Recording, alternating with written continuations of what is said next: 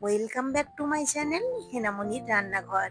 আজ আমি তৈরি করে দেখাবো বিনা পরিশ্রমে 5 মিনিটে কিভাবে ভাজা ছোলা দিয়ে লাড্ডু তৈরি করবেন সেটাই দেখাবো। এই লাড্ডু খেতে এতটা মজার, একবার তৈরি করলে বারবার তৈরি করতে ইচ্ছে করবে। আশা করছি ভিডিওটি আপনাদের ভালো লাগবে। ভালো লাগলে লাইক কমেন্ট শেয়ার করতে ভুলবেন না। আমার চ্যানেলে নতুন কোনো বন্ধু হয়ে থাকলে প্লিজ আমার চ্যানেলটিকে সাবস্ক্রাইব করে দেবেন।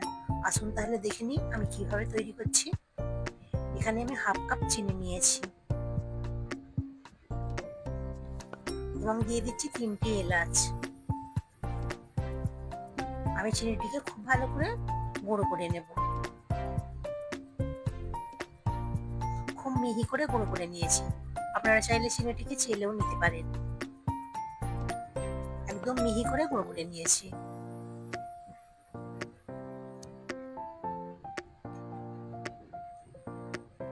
এখন আমি একটি বোলের মধ্যে ঢেলে নিচ্ছি।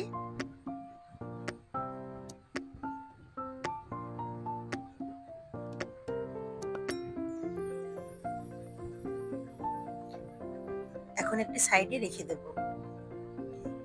এখানে আমি 2 কাপ পরিমাণ ভাজা ছোলা নিয়েছি, খোসা সাইডে নিয়েছি। আবার ওই মিক্সিং জারটা নিয়ে নিলাম। মিক্সিং জারের মধ্যে আমি ছোলাটিকে ঢেলে নিচ্ছি।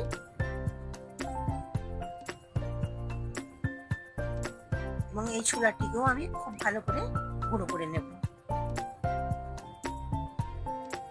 গুঁড়ো করে নেওয়া হয়ে গিয়েছে। ঠিক এইরকম করে গুঁড়ো করে নিয়েছি। একদম মিহি করে গুঁড়ো করে নিয়েছি।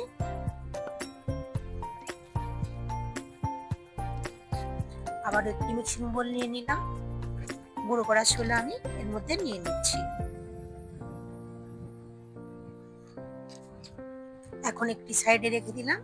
আবার আমি মিক্সিং জারটা নিয়ে নিলাম। মিক্সিং জারের মধ্যে দিয়ে দিচ্ছি হাফ কাপের মতো বাদাম। এখানে আমি চীনা বাদাম এবং কাঠবাদাম নিয়েছি।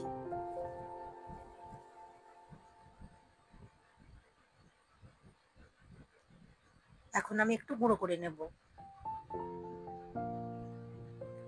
ঠিক এইরকম গুঁড়ো করে নিয়েছি। একটু মোটা মোটা রেখেছি।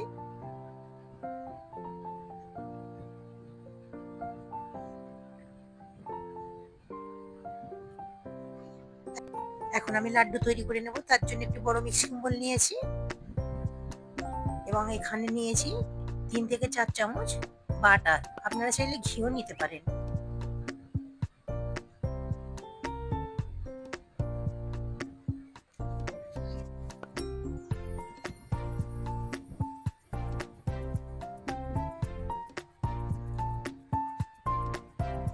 এখন গুঁড়ো করে রাখা চিনি এর মধ্যে আমি দিয়ে দিচ্ছি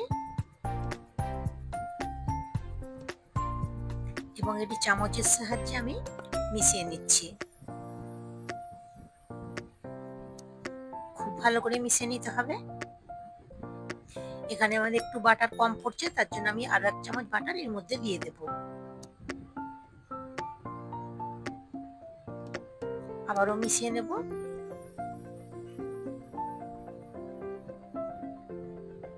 মেশাতে মেশাতে ঠিক এইরকম সাদা ফর্মে চলে এসেছে। এটা ক্রিমের মতো তৈরি হয়েছে।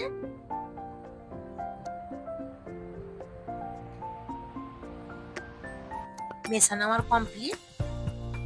এখন আমি এর মধ্যে দিয়ে দিচ্ছি গুঁড়ো করে রাখা ছোলা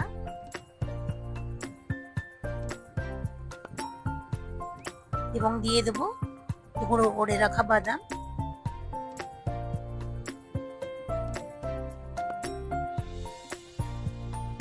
এবং এখানে আমি 4 থেকে 5 টেবিল চামচ গুঁড়ো দুধ নিয়েছি, সেটা দিয়ে দিচ্ছি।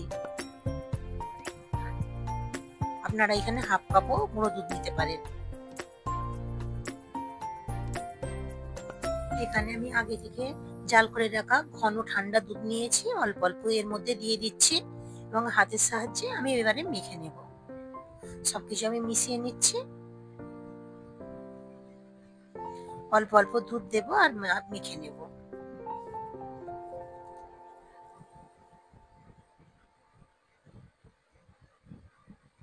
মেখে নিয়ে ঠিক এইরকম একটা ডো তৈরি করে নিয়েছি। এখন আমি এই ডো থেকে কিছুটা পরিমাণ নিয়ে এইভাবে হাতের সাহায্যে মুঠো করে লাড্ডুর শেপ দিয়ে নেব।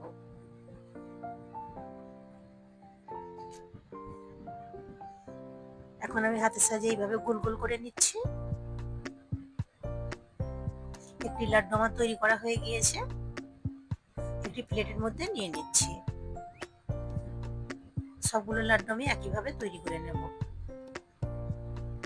আপনারা এইভাবে একবার লাড্ডু তৈরি করে দেখবেন, খুবই দারুণ খেতে লাগে।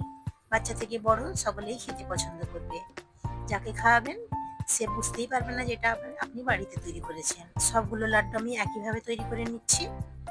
খুবই অল্প সময়ে কম খরচে এই লাড্ডুটি তৈরি হয়ে যায়। যখনই কোনো মিষ্টি খেতে ইচ্ছে করবে এইভাবে ঝটপট লাড্ডু তৈরি করে নিতে পারবে। একদম অল্প সময়ে তৈরি হয়ে যায়। আমি উপর দিয়ে এইভাবে সাদা তিল দিয়ে সাজিয়ে নিচ্ছি। আপনারা চাইলে ড্রাই ফ্রুট দিয়েও সাজিয়ে নিতে পারেন। আপনাদের মন পছন্দের ড্রাই ফ্রুট দিয়ে আপনারা সাজিয়ে নিতে পারেন। তৈরি হয়ে গেলে আমার অল্প সময়ে ছোলার ছাতুর লাড্ডু। খুবই হেলদি, আপনারা চাইলে এর মধ্যে গুঁড়ো ব্যবহার করতে পারেন। লাড্ডুটিকে হেলদি তৈরি করার জন্য আমার চ্যানেলে অনেকগুলো লাড্ডু রেসিপি দেওয়া আছে, আপনারা চাইলে সেগুলোও দেখে নিতে পারেন। তার লিঙ্ক আমি ডেসক্রিপশন বক্সে দিয়ে দেবো। একটি লাড্ডু আপনাদের ভেঙে দেখাচ্ছি কতটা স্মুথ হয়েছে। Thanks for watching.